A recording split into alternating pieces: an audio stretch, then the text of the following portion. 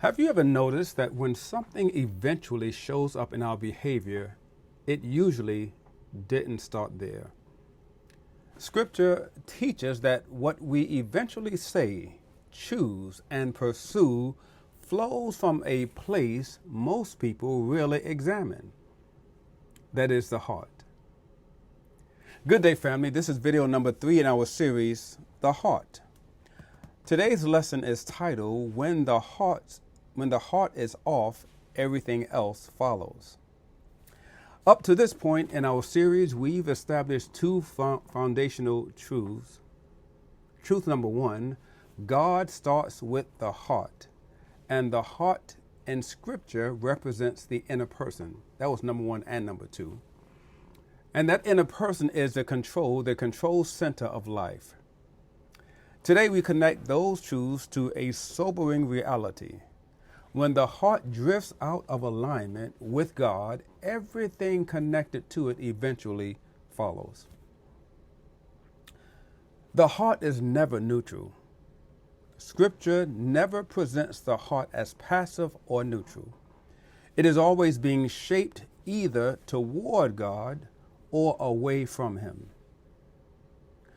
Jesus makes this clear in Matthew 15, verses 18 and 19. Where he explains that words and actions flows out of the heart.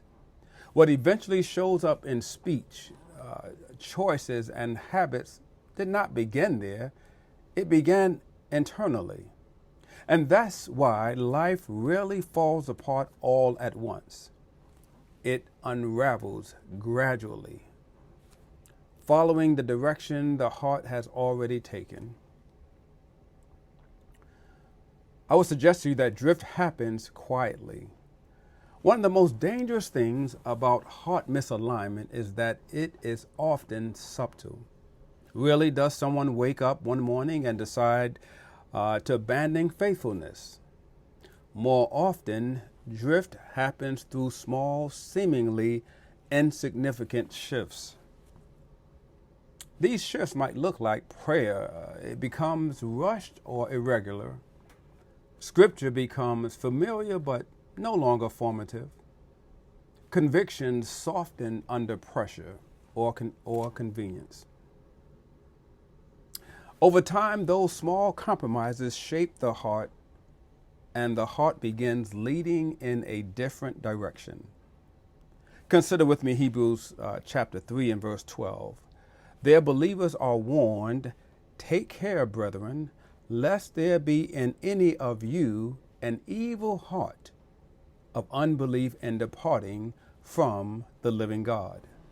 Now notice that departure begins in the heart. It begins in the heart long before it is visible in behavior.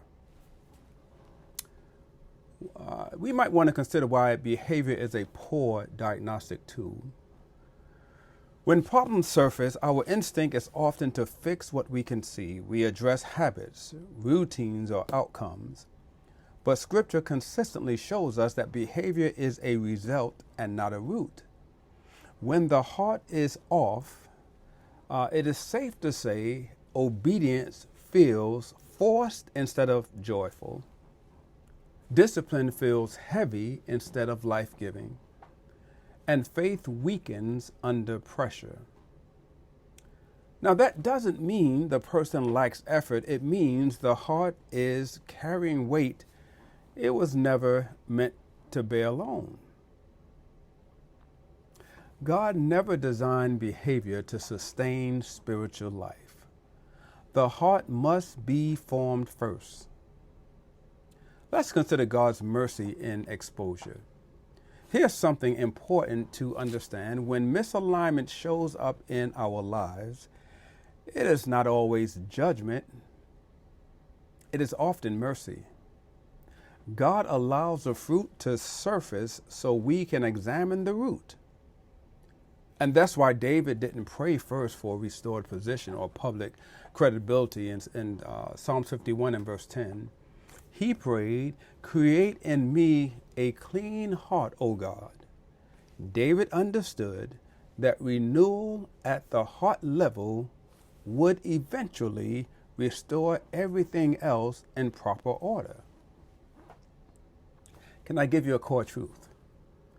Here is today's core truth.